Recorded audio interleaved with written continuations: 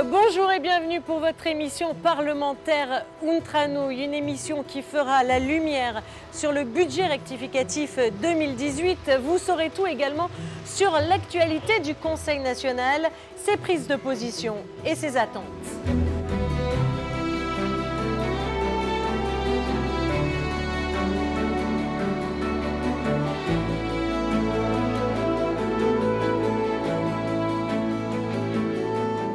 Alors que les débats publics autour du budget rectificatif 2018 approchent, je suis en compagnie du président du Conseil national, Stéphane Valéry, dans ce grand hémicycle, lieu même où vont se dérouler les prochaines séances publiques. Président, bonjour. Bonjour Madame Thomel.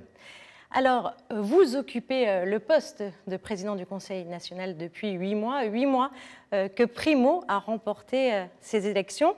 Depuis le mois de février, vous planchez sur différents dossiers, une rentrée qui s'annonce d'ores et déjà chargée. Comment l'abordez-vous ? Bien, nous avons beaucoup travaillé depuis de très courtes vacances estivales. Nous avons rencontré déjà à de nombreuses reprises le gouvernement dans des commissions plénières d'études, comme on dit dans notre jargon au Conseil national. Il y en a eu de consacrés au logement, à la qualité de vie, bien sûr. Il y en a eu de consacrés aux grands travaux, à la restructuration du centre commercial de Fontvieille, et puis bien sûr beaucoup de réunions consacrées à la préparation du budget rectificatif 2018. Bon, je crois qu'on en est à plus de 20 heures d'échanges en séance privée avec le gouvernement. Donc vous voyez un Conseil national, un ordre de marche qui travaille beaucoup pour Monaco et pour les Monégasques. Une rentrée politique qui aborde plusieurs thématiques. Nous allons le voir tout de suite dans ce reportage. Si vous voulez bien, on le regarde ensemble et puis on se retrouve juste après. Le 17 septembre dernier, la majorité du Conseil national autour de son président, Stéphane Valéry, a fait sa rentrée politique lors d'une conférence de presse. Une rentrée déjà bien entamée, cette rencontre avec les médias intervenait après 3 séances privées de près d'une vingtaine d'heures d'échanges avec le gouvernement sur les réponses qu'il avait apportées aux 91 questions qui lui avaient été posées par l'Assemblée sur le budget rectificatif 2018. Le président a rappelé que sur des sujets essentiels, les réponses apportées par le gouvernement ne pouvaient, à leur lecture, satisfaire la majorité, comme, par exemple, sur la qualité de vie, sur le démarrage des chantiers de logement de Magno, la restructuration du centre commercial de Fontvieille ou la question de la revalorisation des bourses, pour ne citer que quelques exemples. Lors de ces séances privées, et suite à une déclaration introductive très ferme du groupe majoritaire, le ministre d'État avait répondu de façon positive, en assurant que le Conseil national est un partenaire institutionnel du gouvernement. Suite à ces 3 séances, le président Valéry s'est déclaré plutôt optimiste en vue des séances publiques qui confirmeront le discours positif du gouvernement. Président, depuis votre élection, l'urgence est à l'action. Les séances autour du budget rectificatif promettent des discussions intenses entre le Conseil national et le gouvernement. Où en sont aujourd'hui vos relations ?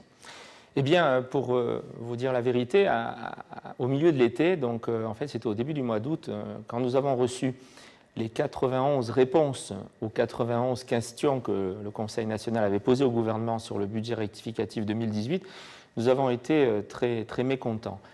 En effet, ces réponses n'étaient pas dignes du rapport que nous devons avoir dans nos institutions, entre nos 2 institutions, gouvernement et Conseil national. En gros, pour résumer, tout ce que demandait le Conseil national était pour le gouvernement soit impossible, soit pas souhaitable, soit, quand c'était des évidences, il fallait le faire autrement pour minimiser le rôle du Conseil national et l'apport du Conseil à Monaco et aux institutions. Donc nous avons, dès la première séance, donc commission plénière d'études consacrée à ce budget, nous avons, au nom du groupe majoritaire, demandé à Mme Bocon de faire une mise au point très forte, disant que cela n'était pas acceptable dans les rapports que nous devons avoir à Monaco entre gouvernement et Conseil national. En effet, le Conseil national doit être un partenaire institutionnel respecté. Je vous rappelle que l'article 66 de la Constitution édicte que la loi résulte de l'accord des volontés du prince et du Conseil national. Il faut donc que le gouvernement, selon l'expression du prince Albert II, fasse aussi un pas vers nous. Le prince parle du pas vers l'autre, qui doit être fait par les 2 institutions. Et ce n'était manifestement pas le cas. Le ministre d'État a réagi par une déclaration solennelle qu'il a lue devant le Conseil national à notre mise au point. Et je dois dire que cette déclaration, elle a été à la hauteur de ce que nous attendions.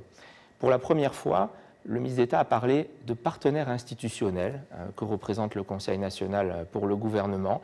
Il a parlé d'une coopération nécessaire pour le bien de notre pays, dans un esprit réciproque de respect et de concertation.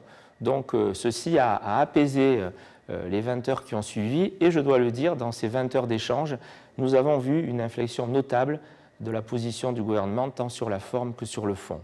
Alors, si je vous écoute, le gouvernement est censé appliquer votre programme ? Non, nos institutions sont très claires à ce sujet. Le gouvernement a un programme. Par contre, nous avons le droit, nous aussi, d'avoir un programme. Et je tiens à l'expliquer.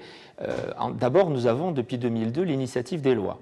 Nous pouvons déposer des propositions de loi. Donc, on a évidemment un programme législatif. Et puis, nous nous présentons devant les monégasques. Nous écoutons les monégasques.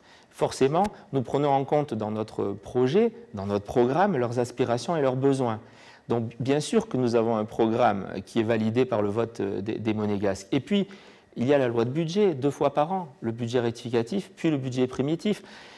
Toutes les politiques publiques de l'État sont contenues dans ce budget, toutes les politiques financées par l'argent public, c'est-à-dire en fait dans tous les domaines. En résumé, par le pas vers l'autre, nous devons trouver le compromis, le consensus qui permet, en votant la loi de budget, puisque le gouvernement a besoin de nous pour voter cette loi, qu'il prenne en compte, et c'est notre objectif, la majorité, en fait, la plus grande partie, les principales mesures qui répondent aux attentes et aux besoins de Monaco et des résidents.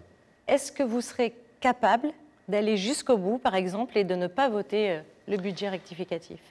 C'est prévu par la Constitution, c'est possible, mais ce serait un échec pour tout le monde, pour le gouvernement princier et pour le Conseil national. Écoutez, j'ai eu le bonheur, la chance de présider déjà 7 fois le Conseil national sur les budgets, donc 14 fois, puisqu'il y en a 2 par an. J'y suis toujours parvenu avec mes majorités. J'ai bien l'intention de continuer à y parvenir. C'est l'intérêt de tous à Monaco. C'est bien évidemment qu'un accord soit trouvé entre nous. Lors de ces séances publiques, de nombreux dossiers vont être abordés. Un dossier important qui préoccupe tous les monégasques et la population, le logement. On en est où aujourd'hui avec le logement ? Oui, ça demeure clairement la priorité nationale absolue pour le Conseil national de toute cette mandature. Et nous avons fait admettre au gouvernement pour la première fois qu'il y avait effectivement une pénurie de logements domaniaux pour les monégasques. Ce que nous attendons donc très concrètement des débats qui vont s'ouvrir, c'est le lancement de vastes opérations de construction domaniale. Nous manquons d'appartements neufs. Ces dernières années, malheureusement, le gouvernement n'a pas construit en moyenne ces 100 logements neufs supplémentaires nécessaires pour bien loger tous les monégasques dans leur pays dont la situation le justifie. Et donc nous voulons le lancement très rapide d'une première phase du Grand IDA avec 140 logements neufs. Le lancement également dans les meilleurs délais et dans les prochains mois d'un Testimonio 3, donc qui permettra d'obtenir plus de 200 logements supplémentaires.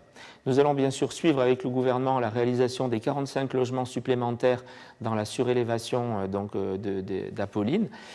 Et puis nous sommes avec le gouvernement sur le terrain là, pour trouver des opérations intermédiaires.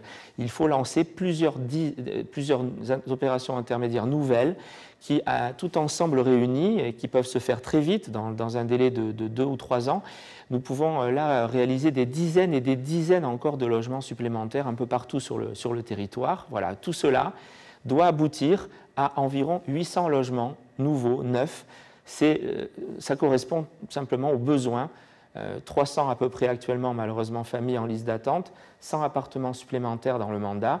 Ça fait à peu près 800 appartements neufs à construire, car c'est un objectif fondamental pour les monégasques. On s'y est engagé. Tout le monde sera bien logé à Monaco dans les prochaines années. Nous en sommes où avec la restructuration du centre commercial de Fontvieille ? Oui, alors c'était un sujet justement qui avait provoqué une vive réaction du Conseil national. Alors que nous étions élus depuis 6 mois et que nous attendions la présentation des 2 projets lauréats pour la restructuration de ce centre, le gouvernement ne nous avait jamais donné aucune information. Et dans nos réponses donc, au budget rectificatif, il nous a tout simplement écrit que le choix avait été fait par lui, sans concertation avec le Conseil national, et qu'il n'y aurait pas de logement domaniaux sur cette restructuration. Alors c'est totalement inacceptable, car le gouvernement va nous demander dans les prochains budgets environ une enveloppe de près de 100 millions d'euros à voter pour restructurer ce centre. C'est un enjeu fondamental de la relance de l'activité économique. C'est un enjeu fondamental aussi pour la qualité de vie des Monégasques. Nous attendons un grand cinéma à multiplex. Nous voulons être associés aussi à la stratégie, combien de boutiques, avec quelles enseignes. Et nous demandons des logements sur ce centre, car trop de projets structurants ces dernières années n'ont pas pris en compte le besoin en logement des Monégasques, ni l'extension en mer, ni l'entrée de ville, ni le parcours Vita où le gouvernement a construit une sorte de grande cathédrale pour les cactus, mais pas de logement. Donc il n'est pour nous pas imaginable qu'on puisse restructurer ce centre dans un site extraordinaire avec une vue sur le port de Fontvieille, là, formidable, sans logement. Nous y veillerons. Et le 24 septembre, le gouvernement est venu, à ma demande ici, enfin, nous présenter donc ce projet. Et nous l'avons trouvé là encore ouvert, à l'écoute du Conseil national. Donc nous devons ensemble revoir ce projet pour qu'il puisse obtenir le vote du Conseil national. Et ce que je voudrais dire, c'est que chaque fois que le gouvernement entend une demande raisonnable des élus des Monégasques pour satisfaire un de leurs besoins légitimes, c'est toute notre monarchie constitutionnelle qui est plus forte, qui est renforcée. Et ce régime auquel nous tenons, auquel nous sommes viscéralement attachés, derrière notre prince souverain, qui est le bon régime pour Monaco, il a besoin d'une assemblée qui joue son rôle, qui soit le porte-parole des Monégasques et des résidents et qui fasse intégrer dans cette politique du gouvernement, oui, les besoins et les attentes de la population. Donc quand nous réussissons, c'est pour le bien de toutes nos institutions et du pays. Alors les besoins et les attentes de la population, vous intéressez également à la jeunesse, les jeunes et les bourses. Oui, les jeunes et les bourses, c'est très important. Nous demandons une revalorisation très modeste. 50% de l'enveloppe, c'est 1 million d'euros. 1 million d'euros sur 1,3 milliard de budget. Pour vous donner une idée, 1 million d'euros, c'est l'équivalent de ce que le gouvernement donne pour 2 matchs de boxe organisés par la SBM. Eh bien, c'est absolument nécessaire. Les bourses actuellement, en moyenne, sont de 400 euros par mois. C'est très insuffisant, notamment pour financer des logements et des études à l'étranger. C'est l'avenir du pays, c'est la matière grise, c'est la formation de notre jeunesse pour demain. Cela mérite largement 1 million d'euros supplémentaires et je suis très optimiste, le gouvernement va nous entendre. Parlons à présent des fonctionnaires, de leur pouvoir d'achat, mais aussi de leur retraite. Oui, alors là, il s'agit donc de 2 millions d'euros. Les fonctionnaires contribuent à la bonne marge de l'État. Nous allons avoir cette année des excédents, et tant mieux, un budgétaire record pour Monaco, tout va bien. La croissance est là, les emplois sont créés, la TVA augmente, les droits de mutation aussi. Donc les fonctionnaires ont le droit d'avoir leur part. Et donc nous souhaitons un doublement de la prime de fin d'année. Je vous dis, c'est 2 millions d'euros sur 1,3 milliard. On peut moduler, bien sûr, et peut-être faire un effort supplémentaire pour les fonctionnaires au traitement les plus bas, mais nous nous battrons pour eux. Et comme nous sommes des gens responsables, nous pensons aussi, bien sûr, au paiement des retraites dans les prochaines décennies. Pour cela, nous demandons la mise en place rapide avec le gouvernement d'un fonds de retraite des fonctionnaires qui seul permettra d'assurer à long terme le financement de leur excellent système de retraite que nous défendrons. La prime, bien sûr, porte aussi sur les retraités, pas seulement sur les fonctionnaires en activité. Un autre dossier qui est au cœur de l'actualité, la SBM. On en est où avec la SBM? Nous avons obtenu, vous le savez, une école de jeu qui est en cours, là, qui vient de commencer avec une quinzaine de jeunes, dont une douzaine de jeunes compatriotes. C'est un premier pas intéressant. Mais ce n'est pas parce que nous sommes dans la concertation que nous ne sommes pas très vigilants et très vifs dans nos demandes vis-à-vis des dirigeants de la SBM. Et nous attendons d'eux qu'ils remettent les jeux au cœur de leurs priorités, alors qu'il faut bien le dire, ces dernières années, l'énergie et les investissements ont d'abord été consacrés à des projets immobiliers. Donc nous attendons des créations de postes, ça a commencé, au niveau du marketing, au niveau de la prospection clientèle, au niveau de l'accueil, on appelle ça les hosts, donc ceux qui reçoivent les clients. Nous attendons encore une augmentation des budgets d'invitation pour mieux recevoir les clients. Et puis nous sommes et nous serons très vigilants et nous dénoncerons toute dérive, s'il y en a de la part des dirigeants de la SBM, sur la priorité nationale. Nous sommes très clairs.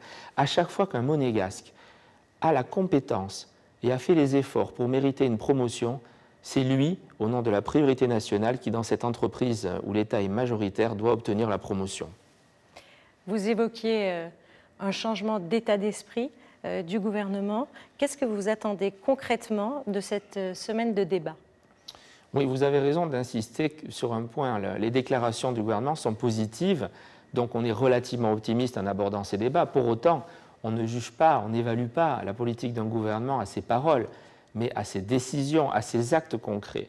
Donc en matière de logement, ce que nous attendons, ce sont des calendriers précis, des chiffres précis de construction. C'est aussi d'ailleurs la prise en compte de nouvelles mesures favorables à l'aide nationale au logement. Car aujourd'hui, faute de logements domaniaux, beaucoup de monégasques vont dans le secteur protégé et dans le secteur libre. Et ce que nous demandons, c'est la réévaluation des plafonds de l'ANL pour qu'elle prenne en compte les loyers réels pratiqués dans le privé. Le gouvernement l'a promis pour début janvier 2019. Nous entendons aussi qu'à cette situation de pénurie exceptionnelle, réponse exceptionnelle, ils prennent en charge les frais d'agence et qu'ils fassent un prêt gratuit, remboursable seulement à la fin du bail pour les cautions. Car avec ces mesures, on permettra à beaucoup notamment de jeunes ou de foyers aux revenus modestes de se loger en attendant un appartement domanial dans les domaines.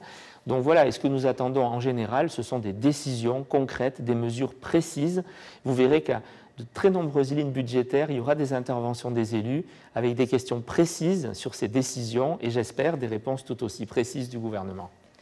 Nous avons parlé du dossier du logement, mais un autre dossier est au cœur des préoccupations des Monégasques, le dossier sur la qualité de vie, chantier, nuisances sonores. Je vous propose de regarder notre enquête et puis on se retrouve juste après, Président. La dégradation de la qualité de vie à Monaco a atteint sa cote d'alerte. Un plan stratégique global est en cours de définition, mais face au caractère urgent des mesures à prendre, Stéphane Valéry et Fabrice Notary, président de la commission environnement et qualité de vie, viennent d'adresser un courrier au ministre d'État.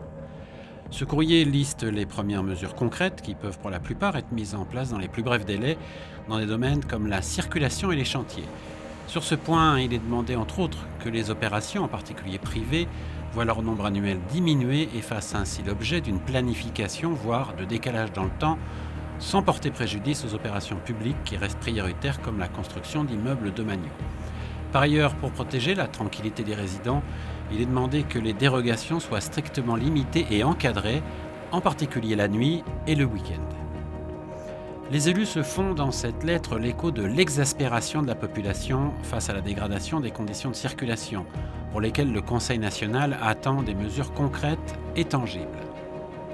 Tout d'abord, la création de la Brigade de la circulation. Le Conseil national constate que, faisant suite à ces demandes répétées, le gouvernement a bien mis en place un dispositif d'agents postés aux endroits sensibles pour réguler le trafic et il s'en félicite. Cependant, ces mesures doivent être pérennes avec le recrutement d'une quinzaine d'agents dédiés pour ne pas saturer les agents qui déjà sont fortement déployés sur leurs nombreuses missions de sûreté publique. Ensuite, le Conseil national demande l'adoption de mesures concrètes pour lutter contre les nuisances causées par les chantiers. Avec entre autres l'adoption d'une charte contraignante encadrant les chantiers de construction et les concessionnaires qui prévoirait l'obligation de sarcophages acoustiques limitant bruit et poussière et des engins de chantier moins bruyants.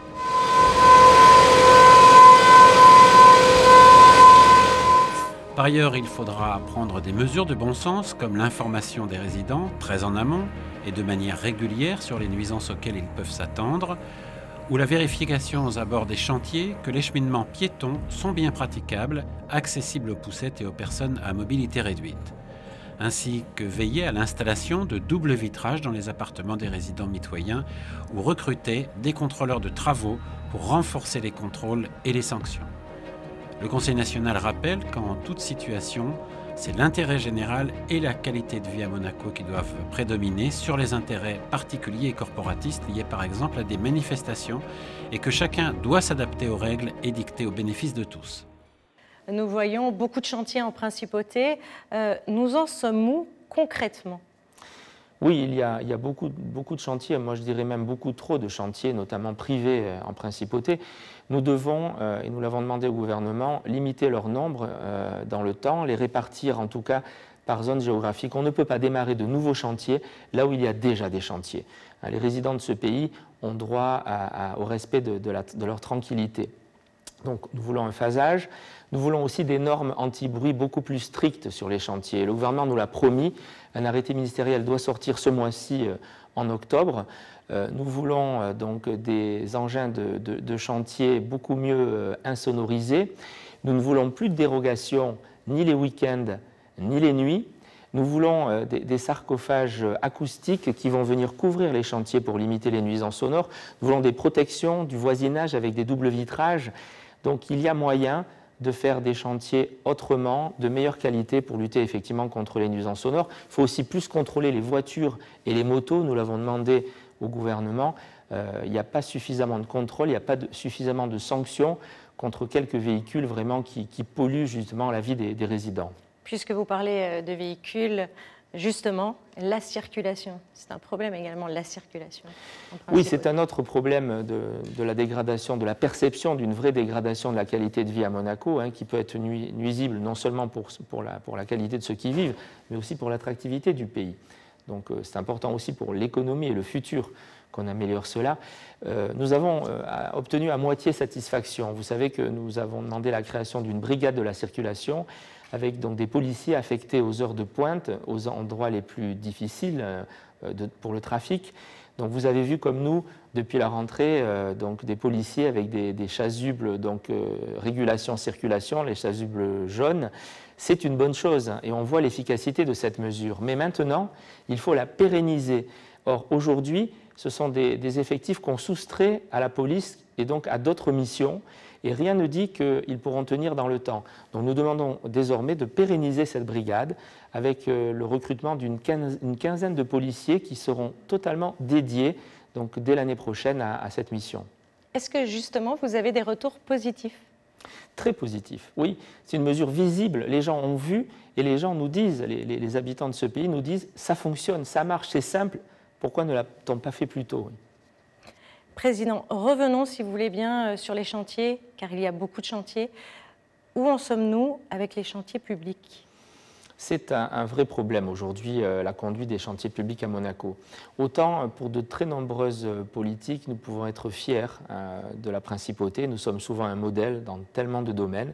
Autant, il faut le dire, ça ne fonctionne pas, ça ne va pas sur les chantiers publics. Et le gouvernement doit profondément se remettre en cause en ce domaine. La liste est trop longue des problèmes que nous rencontrons, des dépassements de budget, des retards. Apolline, Helios, le chantier du nouveau centre hospitalier Princesse Grace, le parking de la Darse Nord, le chantier de l'île aux Pasteurs qui est arrêté alors qu'on doit y construire le collège pour nos enfants. Ça ne va pas. Ça ne va pas et donc nous demandons au gouvernement de revoir profondément sa copie. Il faut passer de la politique du moins 10 ans à la politique du mieux 10 ans. La qualité que nous voulons pour nos chantiers publics, pour nos immeubles domaniaux, elle a un juste prix. Ce juste prix, il faut le payer.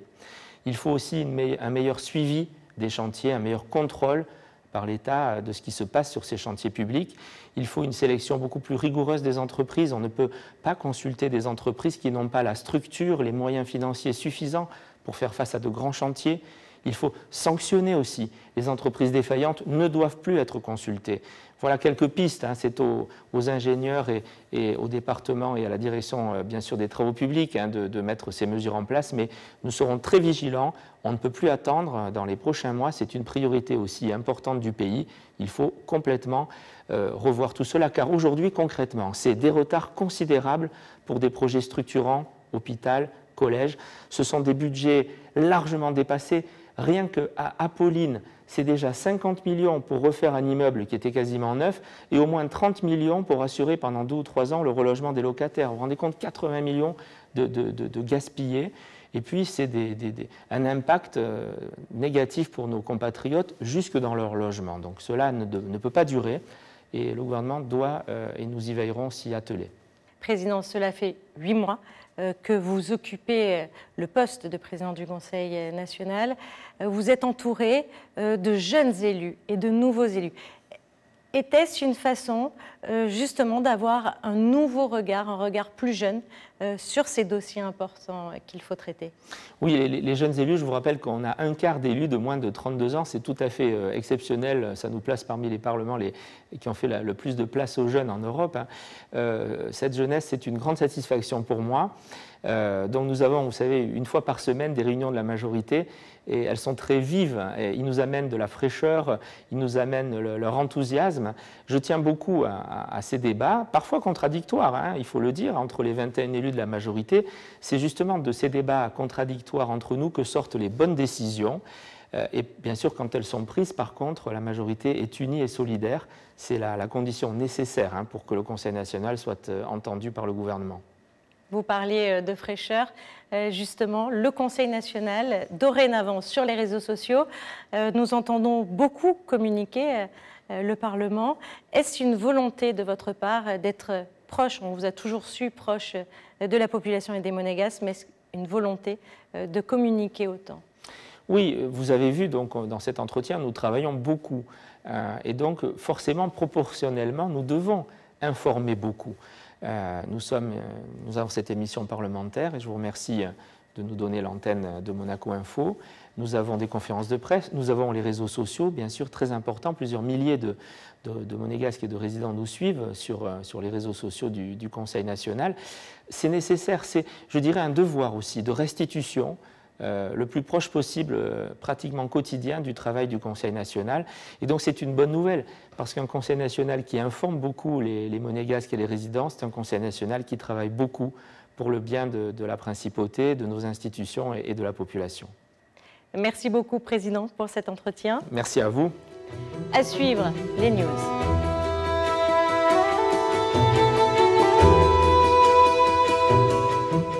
En marge de la 12e conférence des présidents de Parlement des petits États d'Europe, la délégation du Conseil national a rencontré les représentants d'Andorre et de Saint-Marin afin de faire un point sur les discussions en cours avec l'Union européenne concernant un éventuel accord d'association. À ce titre, le président Valéry a rappelé la nécessité de préserver les spécificités de chacun de ces trois pays actuellement en négociation, en particulier Monaco. À l'invitation de Stéphane Valéry, le Conseil national a accueilli une délégation de députés français, conduite par Olivier Dassault. Il y a des liens historiques entre Monaco et la France, et je suis heureux qu'avec mes collègues aujourd'hui, de tous les bancs de l'Assemblée quasiment, nous soyons là pour défendre l'honneur de Monaco. Bienvenue sur le Rocher qui abrite nos institutions, gage de la solidité d'un système, notre monarchie constitutionnelle. C'est par ces mots que Stéphane Valéry a accueilli les députés français. Après une présentation des spécificités et des institutions monégasques durant laquelle les parlementaires ont pu échanger sur les différences entre les deux parlements, une réunion de travail a permis de faire le point sur des sujets importants qui concernent les deux pays, comme par exemple les réflexions dans la perspective éventuelle d'un accord d'association avec l'Union européenne, le maintien en principauté d'une population stable d'enfants du pays, la qualité de vie des travailleurs à Monaco qui habitent la France avec des sujets, évidemment, comme la circulation, les transports, le télétravail ou le logement.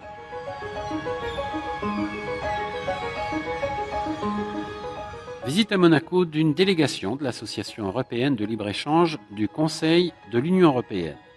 Le président Valéry a présenté le rôle du Parlement et notamment la prérogative constitutionnelle de l'Assemblée lui attribuant depuis 2002 le pouvoir d'approbation de non-approbation de la ratification de certains traités internationaux. Il a aussi rappelé les spécificités de la principauté qui imposent le respect de la priorité nationale et du critère de nationalité. Ces spécificités, a-t-il rappelé, sont la condition même de la réussite du modèle monégasque et sont non négociables pour garantir sa survie. Jacques Rick, de son côté, a parlé dans le même sens que le président en rappelant que les caractéristiques de la principauté imposent la prudence dans le cadre des négociations. Je me trouve toujours dans le grand hémicycle, mais cette fois en compagnie de Balthazar Sédou, le président de la Commission Finances et Économie nationale. Bonjour Monsieur Sédou. Bonjour Madame Thomel. Quelles sont vos missions exactement ? Alors, la mission que j'ai, c'est donc de présider cette commission Finances et Économie nationale. C'est une commission très importante. J'ai, avec les 21 élus de la majorité, la charge d'étudier donc toutes les propositions et les projets de loi relatifs au budget de l'État. C'est une mission très importante puisque actuellement, par exemple, nous allons étudier le budget rectificatif. Nous avons reçu cet été le budget rectificatif et nous avons posé 91 questions donc, au gouvernement. Et suite au retour de ces questions, nous allons voir si l'État a pris en compte l'ensemble des mesures du programme Primo qui a été validé largement par les monégasques. Comment concrètement se compose le budget rectificatif? C'est un budget qui a été voté au mois d'octobre par la mandature précédente. Donc nous sommes là pour regarder si sur ce budget rectificatif, l'État a pris conscience que d'abord nous étions là, donc nous avons une approche différente de l'ancienne mandature. Nous sommes aujourd'hui un partenaire institutionnel. Donc nous avons un certain nombre de mesures que nous appelons les mesures cloche-plancher sur lesquelles nous demandons que le gouvernement nous écoute puisque ce sont des mesures concrètes que les monégasques nous ont demandées. Comment se porte le budget de l'État? Alors, pour être franc, le budget de l'État est bon, et même très bon. Nous avons chaque année plusieurs dizaines de millions excédentaires. Le gouvernement, en fait, affiche un budget réel d'à peu près une dizaine de millions d'euros, mais dans les faits, en fait, ce budget excédentaire est au-delà de 100 millions d'euros. Est-ce que l'on peut dire que vous êtes plutôt positif pour ce budget rectificatif? Alors, moi, je suis de nature optimiste. Les discussions qu'on a avec le gouvernement semblent porter leurs fruits. Nous avons fait un pas vers le gouvernement et j'attends maintenant que le gouvernement puisse faire un pas vers l'Assemblée. Merci Balthazar Sédou. Merci Madame Thomel. Poursuivons tout de suite avec l'actualité au cœur de la principauté, à commencer par le Larvoto.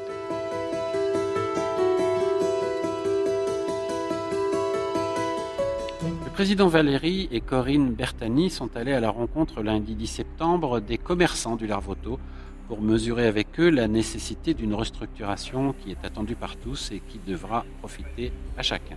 Pour Corinne Bertani, depuis plus de 2 ans et les décisions prises concernant l'extension en mer, le constat reste inchangé. À ce jour, rappelle le conseiller national en charge du dossier du commerce, le constat est simple, le gouvernement est toujours dans le flou, aussi bien auprès des commerçants qu'auprès de l'Assemblée. Pour Stéphane Valéry, il est important que le projet soit décidé avant la fin de l'année dans un esprit de concertation. Nous demanderons, dit-il, que les commerçants soient informés et justement indemnisés compte tenu du manque à gagner objectif qu'ils subissent. À l'issue de cette visite, le président Valéry a déclaré que pour la majorité du Conseil national, la restructuration du Larvoto doit faire l'objet d'un appel d'offres transparent. C'est, a-t-il indiqué, l'unique garantie d'impartialité vis-à-vis de l'ensemble des opérateurs et d'une utilisation rigoureuse de l'argent public.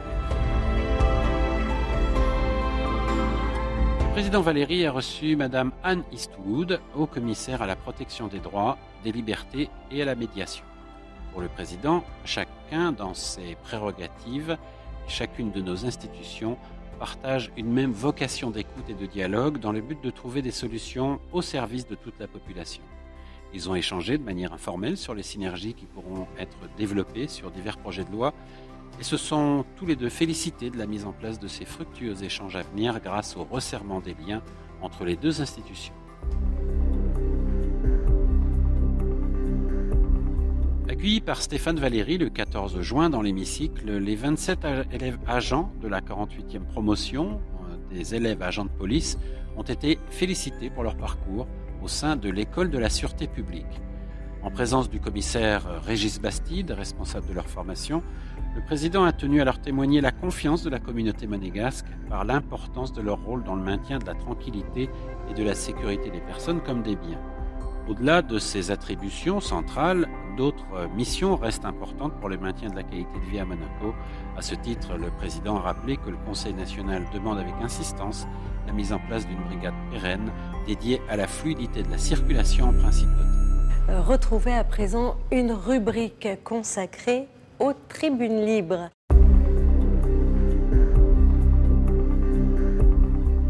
Chers compatriotes, après plus de 20 heures de débat entre le Conseil national et le gouvernement en séance privée, les demandes de la majorité primo commencent enfin à être prises en compte. Brigade de la circulation, réévaluation des bourses d'études pour nos jeunes, respect de notre évaluation des besoins en logement domaniaux. Beaucoup de points du programme pour lequel nous avons été élus en février dernier sont en voie de réalisation. Sur de trop nombreux dossiers, le gouvernement avait pris l'habitude de contourner notre Assemblée et de considérer le Conseil national comme une chambre d'enregistrement. Nous ne sommes ni une chambre d'enregistrement, ni une chambre d'opposition. Et derrière le président Stéphane Valéry, la majorité du Conseil national a une lecture très claire de nos institutions. La loi de budget nous permet de balayer tous les sujets qui préoccupent les Monégasques et déterminent l'avenir de notre pays.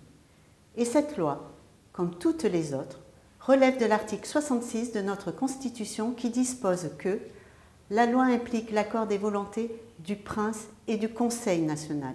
Nous attendons du gouvernement qu'il fasse donc un pas vers nous.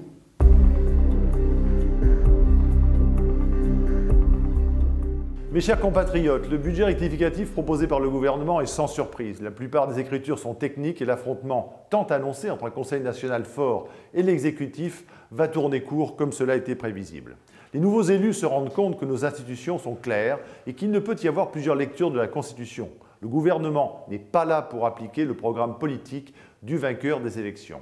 Plutôt que d'alimenter des affrontements stériles, de communiquer à tout va, le Conseil national ferait mieux de se pencher sur les causes profondes des grands déséquilibres que connaît notre principauté depuis plus de 5 ans et dont les désastres d'Apolline et maintenant d'Hélios sont les tristes révélateurs. Nous avons vu trop grand pour notre territoire, nous avons dépensé trop sans maîtriser correctement les conséquences de notre fol appétit de croissance. Le résultat est sous nos yeux comme un constat impitoyable. Notre pays a besoin maintenant d'un sursaut remettant la raison au centre de nos préoccupations.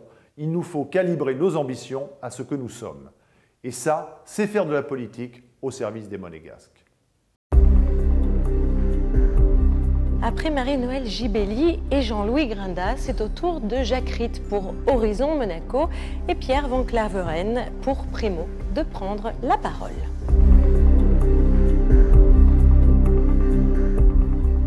La dilution extrême d'une minorité dans un seul vent majoritaire de 21 élus n'implique pas sa disparition. Je devrais au moins pouvoir convaincre de cela les adeptes de l'homéopathie, même s'il est peu valorisant de se comparer à un granule au sein de l'hémicycle. Pour une telle minorité, la faculté d'agir est forcément restreinte. À défaut d'action, je vous ferai partager ma réaction devant les éternelles controverses autour d'un sujet pourtant très clair, celui du logement domanial. Principe fondateur, l'hypothèse qu'une famille monégasque ait à s'expatrier pour parvenir à se loger est unanimement considérée comme impensable. Notre paix sociale elle-même en serait menacée. Quant à l'évaluation des besoins, elle devrait être établie sur le long terme et essentiellement au moyen de données démographiques précises, rigoureuses et indépendantes, celles-là même que l'INSEE est en mesure de fournir. Pourtant, dans la réalité, gouvernement et Conseil national s'envoient et se renvoient des chiffres largement divergents, issus de l'interprétation souvent biaisée, toujours différente, des résultats de la dernière en date des commissions d'attribution. Et ce dossier souffre d'être rendu captif de la périodicité des législatures.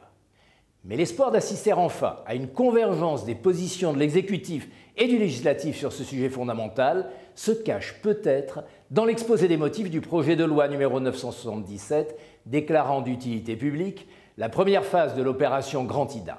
Je cite: « En outre, les études ont montré qu'un besoin de logements domaniaux restait à pourvoir. » Quelques mots d'importance dont nous pouvons tous nous réjouir.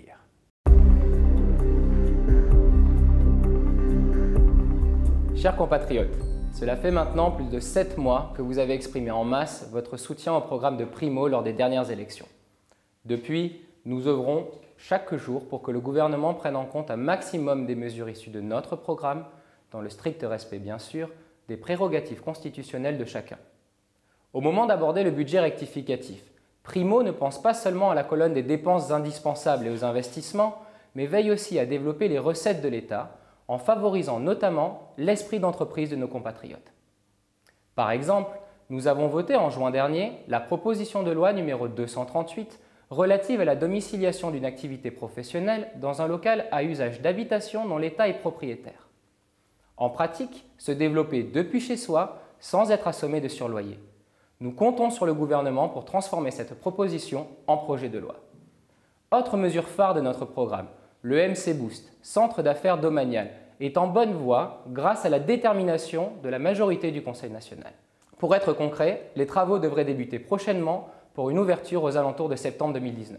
Enfin, nous restons très vigilants concernant les enjeux majeurs de notre mandature, parmi lesquels le logement, la restructuration du centre commercial de Fontvieille et celle du Larvoto, et bien sûr le suivi d'un éventuel accord d'association avec l'Union européenne.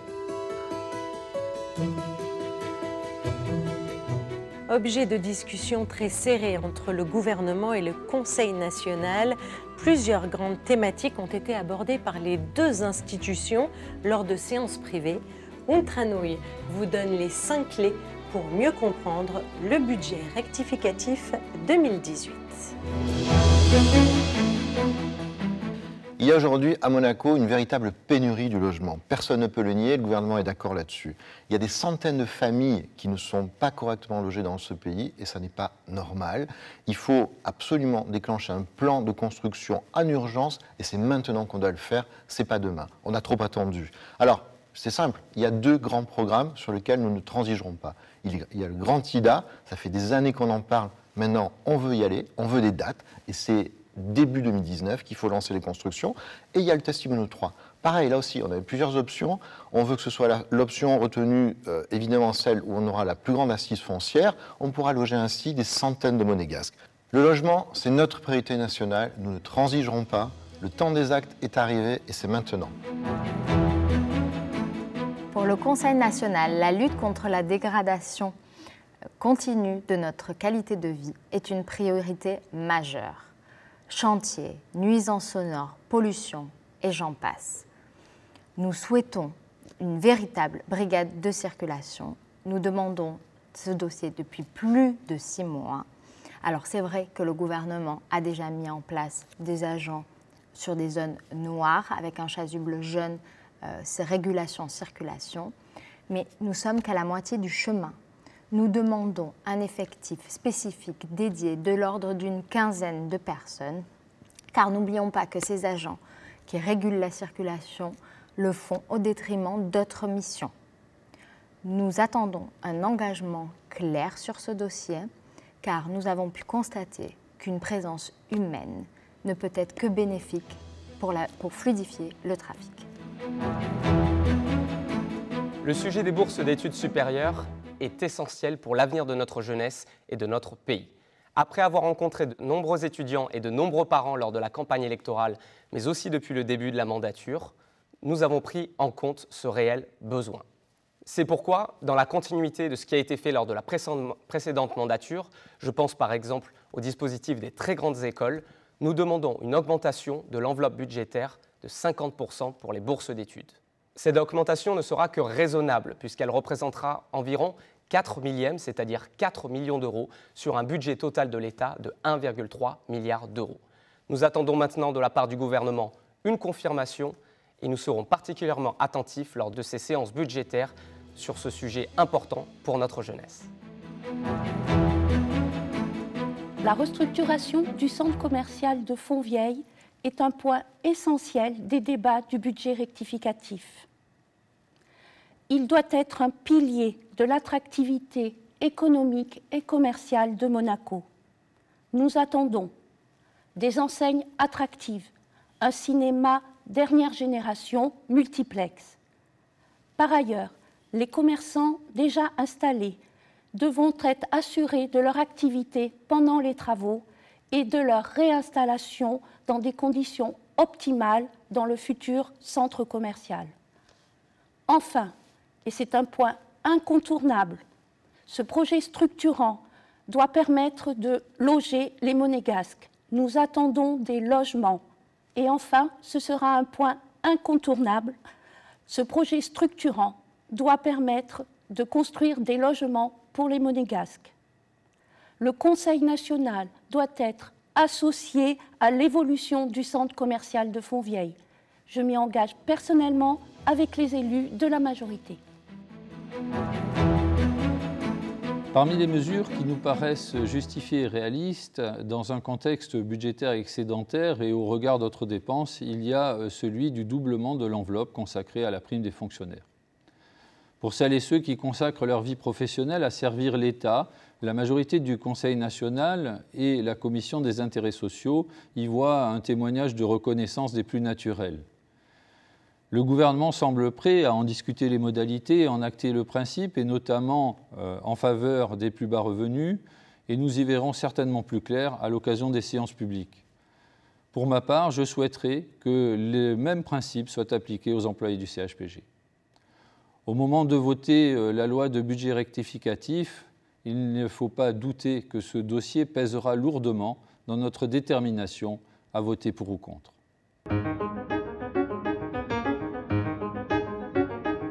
Et si le Conseil national s'investit pleinement dans la vie parlementaire, la vie associative et patrimoniale fait aussi partie de son quotidien.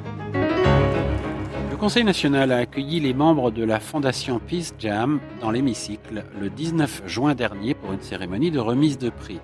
Le président Stéphane Valéry a ainsi été distingué des mains de son Altesse royale la princesse Camilla de Bourbon des Deux-Siciles du Visionary Award pour son action publique depuis plus de 30 ans au service de la principauté.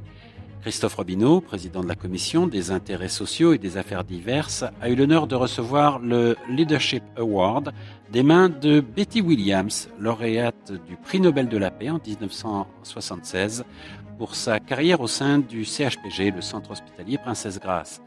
Pour rappel, Madame Betty Williams a reçu le prix Nobel de la paix en 1976 pour son action de résistance pacifique pendant la guerre en Irlande du Nord au début des années 70.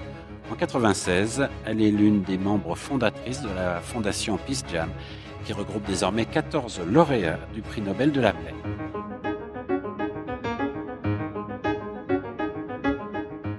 Pour la première fois depuis son acquisition, le fort Masséna a été présenté aux élus qui en ont visité les installations qui s'étendent sur 3 hectares sur un site surplombant la principauté depuis la Tête de Chien à la Turbie.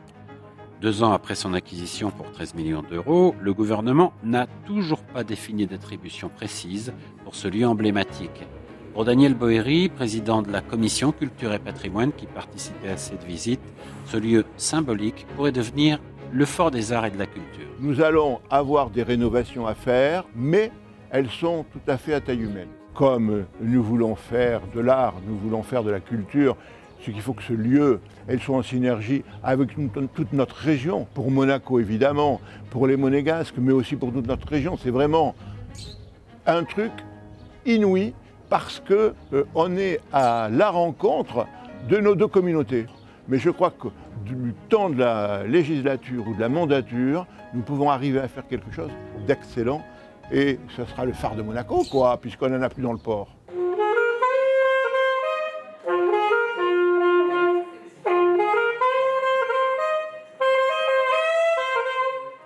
Le compteur était formel.